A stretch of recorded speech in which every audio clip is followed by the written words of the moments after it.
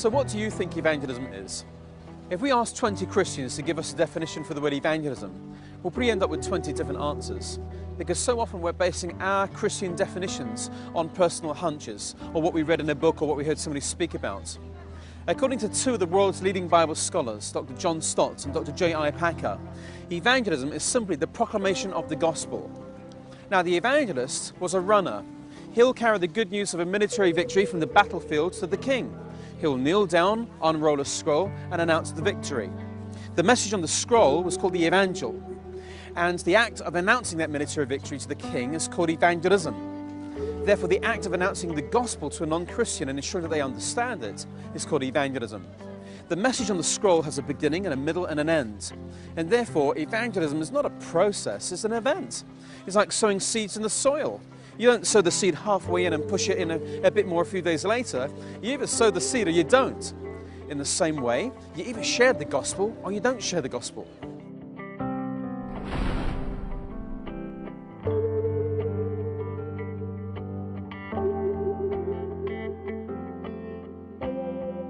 In the book of Ephesians, it teaches us that some people in the church have what is commonly understood as the gift of evangelism. It says in Ephesians chapter 4, verses 11 and 12, it was he who gave some to be apostles, prophets, evangelists, pastors and teachers to prepare God's people for works of service. So that tells me that the real role of an evangelist is not just to share the gospel, but it's also to prepare God's people for works of service. So how would they do that? Well, first of all, by teaching those in the church how to share the gospel. And secondly, they need to be regularly sharing the gospel on a one-to-one basis with strangers themselves. Because if an Ephesians 4 evangelist was not regularly proclaiming the gospel, then with what authority would he or she have to train others? Those with the gifts cannot ask those without the gifts to go to places where they haven't even gone to themselves. Only God can give the gift of evangelism. But when someone with the gift trains others how to proclaim the gospel, they begin to function as an evangelist. By proclaiming the gospel, what do we mean? We mean speaking out the gospel message. It could be in a conversation one-to-one, from a pulpit, on a stage with a crowd listening, via radio or television, in a private place or a public place. On what authority other than Dr. John Stott and Dr. J.I. Packer do we base our definition of evangelism as the proclamation of the gospel? These are only two scholars out of hundreds of scholars. Who else believes this? Is there really widespread consensus in the scholarly world about this?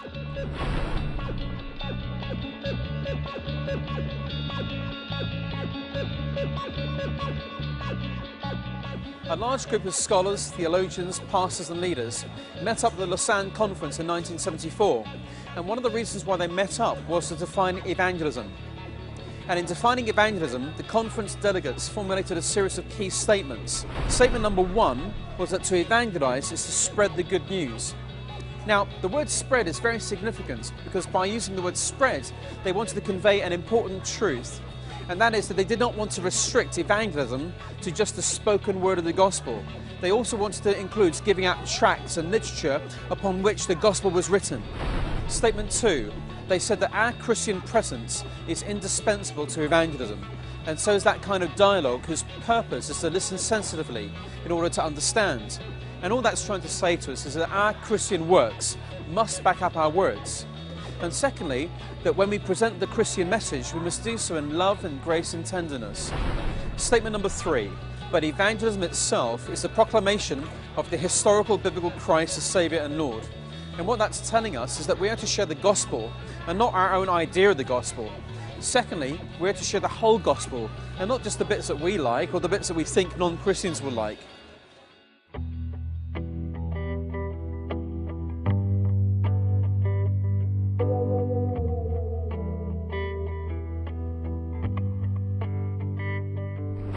Statement number four, Jesus still calls all those who will follow him to deny themselves, take up their cross and identify themselves with his new community, which is basically saying to us that we're not to hide or gloss over or minimize the cost of discipleship when it comes to evangelism. Statement number five, The results of evangelism includes obedience to Christ, incorporation into his church, and responsible service in the world. And what that's saying to us is that when we proclaim the gospel, we should explain to non-Christians that coming to Christ involves obeying him and rolling up our sleeves and serving his purposes in the world.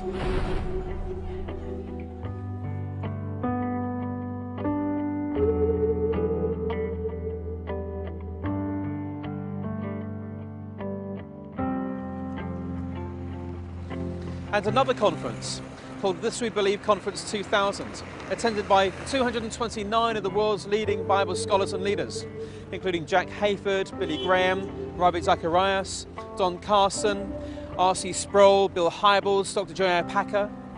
One of the aims of the conference was to determine what the Bible really teaches about evangelism and the gospel. At the conclusion of the conference, they came up with a statement entitled The Gospel of Jesus Christ, an Evangelical Celebration. Affirmation 18 reads as follows. Statement 1. We affirm that Jesus Christ commands his followers to proclaim the gospel to all living persons, evangelizing everyone everywhere. This is saying to us that the responsibility and privilege of proclaiming the gospel belongs to all believers, irrespective of gifting, station, calling or personality type. Second, the gospel must be spoken if it is to be called evangelism. And finally, we are to go to the lost with the gospel and not wait for them to come to us. Statement number 2, they spoke about discipling new believers in the fellowship of the church, and what that is saying to us is that discipleship is very important indeed. Statement number 3, a full and faithful witness to Christ includes the witness of personal testimony, godly living, acts of mercy and charity, without which the preaching of the gospel appears barren. So what is that saying to us? We're to walk the talk.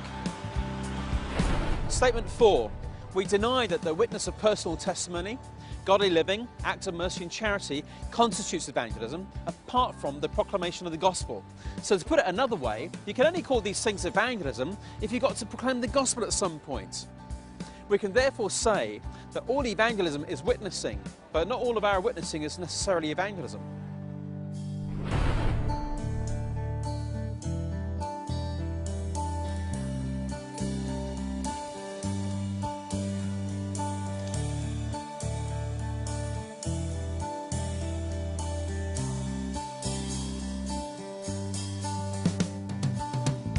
Notice that This We Believe Conference 2000 narrowed the definition of evangelism to include only verbal communication of the gospel message.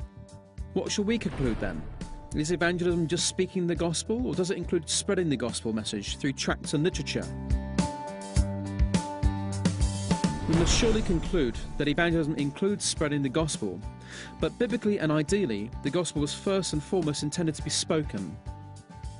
Surely our goal in our churches should focus on training everyone on how to verbalize the gospel.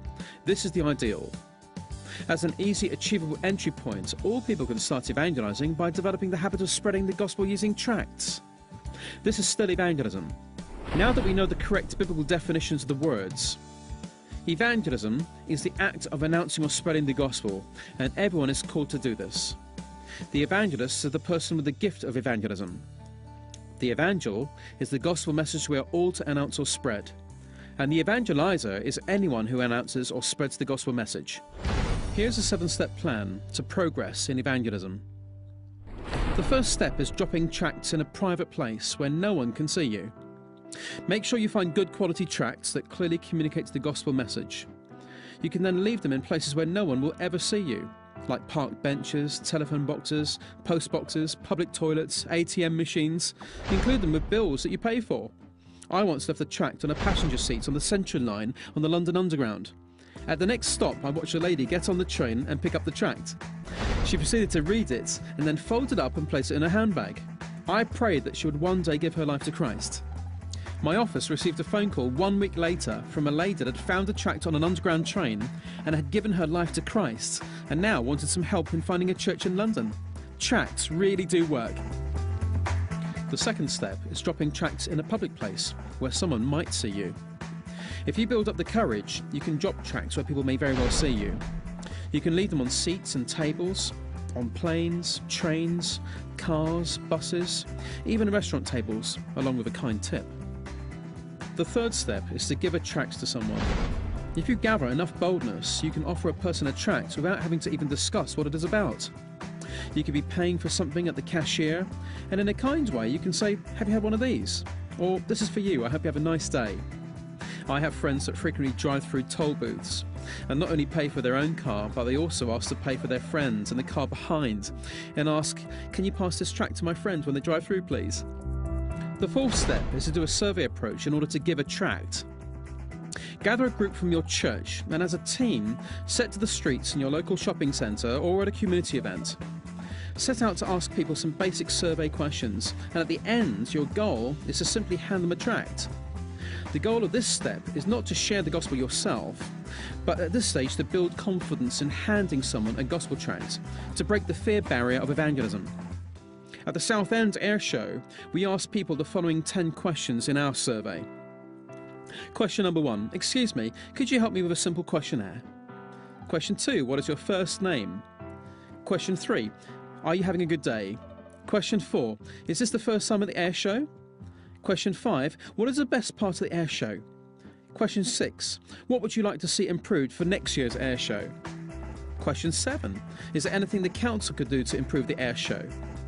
Question 8, "Is there anything the community can do to improve the air show?" Question 9, "Is there anything the churches can do to improve the air show?" And finally, question 10, "Have you had one of these before?" At the end, we simply offer the person a tract and a free balloon or a bottle of water, and the job's done. The exercise helps to build your boldness in speaking to people with matters that connect to God. If this step is too scary to imagine, though, then start with the first step. The fifth step is to do a survey approach in order to share the gospel yourself. This step takes things to a whole new level, as the goal here is to share the gospel yourself instead of using a tract as in the previous step. This is where you will go through some survey questions, and at the end you'll ask the person if you can give them the best explanation of what a Christian is. And if the person is interested, then you'll share the gospel message yourself. The survey questions often open up friendly banter and conversation, and so by the time you're ready to share the gospel, you've already got on first name terms. You can share the gospel in a similar way as shown earlier in this teaching resource. The sixth step is to share the gospel one-to-one. There's a high skill factor in approaching a complete stranger and presenting the gospel in a relevant and caring way. Not everyone is called to use this method. However, if you are, then you stand a better chance of sharing the message of a complete stranger if you've actually learnt how to articulate the words of the gospel. I find the best way to share the gospel with a complete stranger, whether that's on the street or in a shop or in an aeroplane, is by starting a normal conversation based on the situation or circumstances that I find myself in. Using common courtesies and endearing questions like, "How are you today?" or "I've seen you before," if that's a relevant question to ask. "What is your name? Where are you going?" Showing interest in someone else in a casual way can open up great conversations that could lead to an opportunity for you to share the most amazing news of all.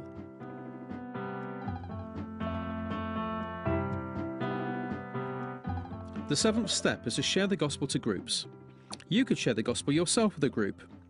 You can get good practice by first learning how to articulate the gospel and also learn how to share your testimony. A good place to start learning to share your own testimony is by first writing it out, and then summarising it further by condensing it to a single page of writing to cover the following elements. Number 1, what was your life like before becoming a Christian? Number 2, how did Jesus Christ change your life? Number 3, how does your life today differ from your life before becoming a Christian? Once you've done this, then become familiar with sharing your testimony and the gospel message by sharing it with a trusted group. See if your church would provide an opportunity for you to share the gospel at one of the church meetings. However, if this step is too scary to imagine, then start with an earlier step. Also consider modern communication avenues. You can engage with the gospel using social utilities like Facebook and Twitter. You can consider broadcasting yourself and your church members, maybe church sermons on YouTube. Maybe develop a personal blog with the gospel, and get ready for the next wave of technology. In the 7 steps, which level do you see yourself? Are you comfortable there? Could you challenge yourself to move one level up? My prayer is that you would start sharing the gospel with as many people as you possibly can. Let me issue here another word of warning. I use such gospel presentations a great deal and find that they can be very effective. However, there is a danger in a packaged approach to the gospel, and here I have to remind you of our teaching on pathos. Let me reiterate. Whenever we present the gospel, we must do so with care and sensitivity, and when possible, a sense of understanding of the position of our hearer. I believe we should all learn some kind of gospel presentation, but this is as much for our own use, so that we can get the message clear in our head as a foundation, as for use as a public tool. Think of it as stocking up your armoury. When you're confident in the gospel message, you'll be able to use it and adapt its telling according to circumstances. When I get into a taxi and the driver engages me in conversation about a terrible disaster that's happened in the world, do I recite to the driver the text of the gospel presentation? No. And yet, as we weave our way through our dialogue, I can hopefully get to a point where I'm naturally showing my hope and belief in the sovereignty, justice and love of my Creator. And in this situation, am I going to push my driver friends to a point of decision for Christ? No, probably not. But hopefully I will have offered something of the light of the gospel, and hopefully for him or her there'll be another time. I really believe that God opens up opportunities for us, and they usually spill out from our everyday encounters. When you live constantly alert to this fact, you find that you're always looking to be one step ahead of a situation, always looking for a way to naturally get into a position where you can share the gospel. The key that I've already stressed is to be real and genuine so that you might earn a listening ear when it comes to presenting the all-important message. When Jesus meets the woman at the well, he opens up the conversation in a natural way. He asks for water.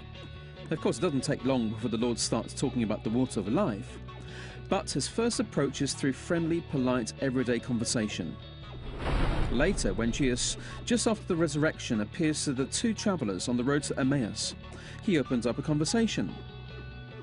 Luke reports they were kept from recognizing him. What are you discussing together as you walk along? Jesus asks. The Gospel tells of Cleopas' incredulity that the stranger did not appear to know. Are you only a visitor to Jerusalem and do not know the things that have happened there in these days? Jesus still chooses not to reveal himself, but asks what things. The account goes on with the two friends telling their new companion about the events that Jesus, of course, knew only too well firsthand. Why would Jesus do this? Might it be because he wants to meet them in a spirit of openness?